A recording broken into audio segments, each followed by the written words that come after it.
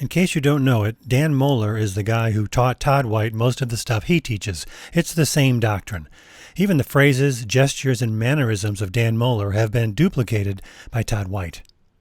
Jesus said, "You faithless and perverse generation, twisted-minded people, you're thinking with your mind and it's corrupting your faith and ability to believe. How long shall I bear with you, be with you? Bring the boy to me."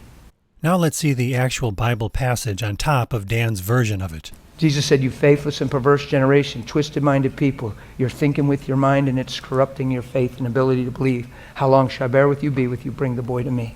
Jesus said, "You faithless and perverse generation, twisted-minded people, you're thinking with your mind and it's corrupting your faith and ability to believe. How long shall I bear with you, be with you? Bring the boy to me." Jesus said, "You faithless and perverse generation, twisted-minded people, you're thinking with your mind and it's corrupting your faith and ability to believe. How long shall I bear with you, be with you? Bring the boy to me." Dan Mohler just added his own words to the words of Jesus.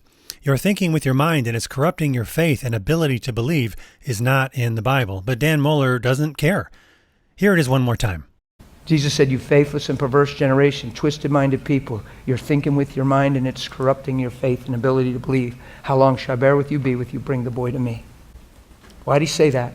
"I'm not going to be here long. I'm about to be crucified and go to the Father. I'm handing you the baton of the New Covenant, New Testament church. You got to get this. Let me show you one more time." Except Jesus didn't say all of those things.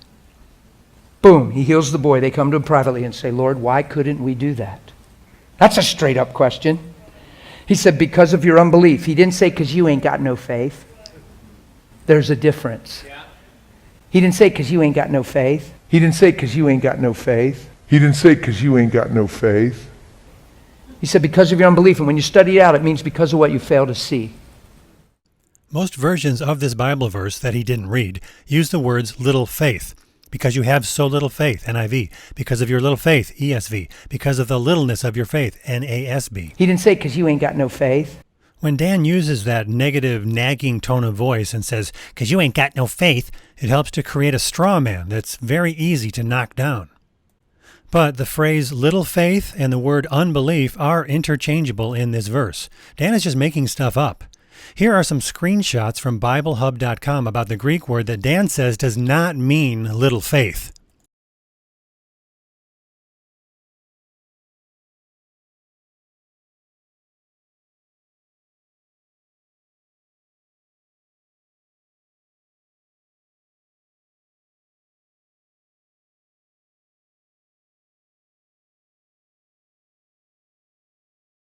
It goes back to corrupted thinking, twisted-minded, perverse generation.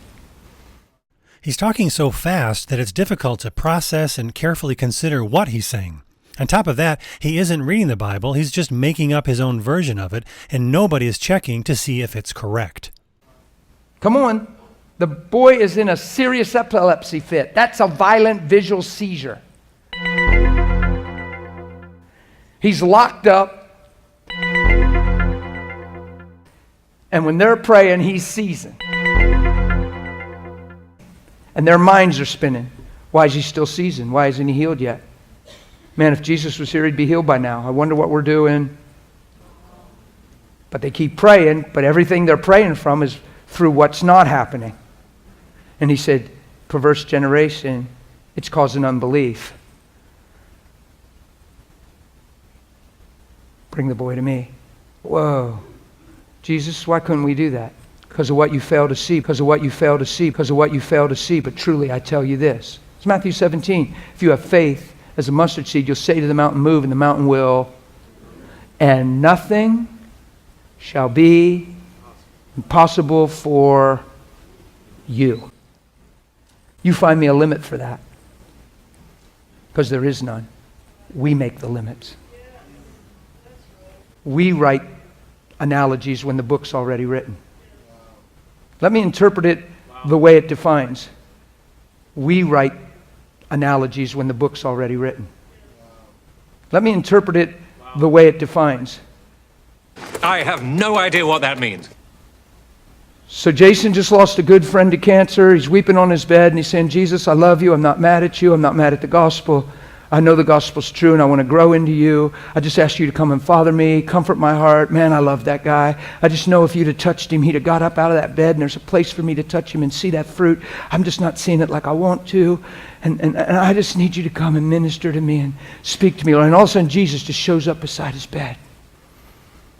And he just looks and he says, Jason, and he says, Lord, why couldn't I do that? He said, Jason, it's just what you're failing to see. But truly, Jason, I tell you this. If you see what I see, you will do what I do. And Jason, there ain't nothing going to be impossible for you. Canadian actor Eric Peterson, he's Oscar on Corner Gas, says everything sounds serious when you whisper it. There ain't nothing going to be impossible for you. That's why you keep looking. We tried. We failed. We moved on. Should put that on the crest. This isn't how anyone actually speaks. If somebody talked this way in real life, people would say, speak up, or you sound weird, man. It may have begun with Batman. Going to be impossible for you. However, this kind, is he talking about the epilepsy?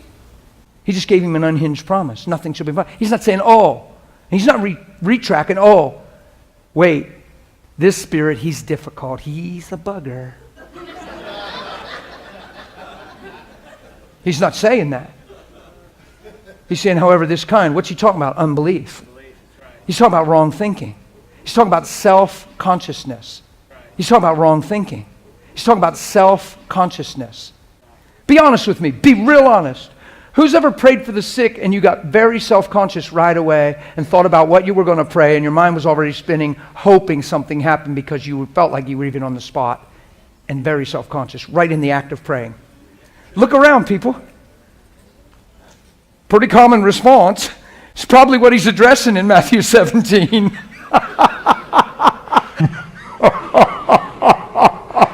And then we think because we prayed the right thing, should have got the right results, and then we interpret the will of God through the lack of results or the results, instead of the will of God through Jesus' life. Dan believes we should heal every single person because that's what Jesus did. But first you need to listen to him explain it for a couple hundred more hours. It's a whole nother sermon, but are you with me? See how we just throw all these little tidbits out there? But I don't even have a clue. Yep, Dan Mohler doesn't have a clue. He is teaching the latest version of basically word of faith theology, and he's making great claims while he's mostly just making speeches, lots and lots of speeches, just like his more famous and successful student, Todd White. This has been another Messed Up Church production. Please check out all the content on this YouTube channel as well as our website, as well as the website and YouTube channel of Fighting for the Faith. I give you permission to think with your mind, read your Bible, go to church. Thanks so much for watching. You're thinking with your mind and it's corrupting your faith. But I don't even have a clue.